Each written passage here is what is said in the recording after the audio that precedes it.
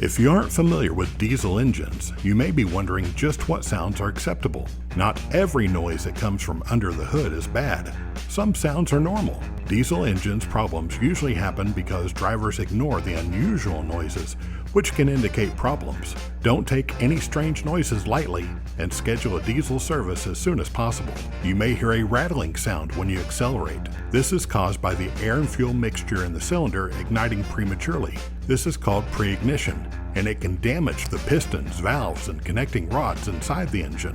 Usually a ticking noise is caused by reciprocating components like valves, pistons, rods, and push rods. It is also an indicator of issues such as low oil level, ill-adjusted valves, rod knock, or a noisy lifter. A knocking noise is regularly produced by the injector. Typically, this sound is of no concern.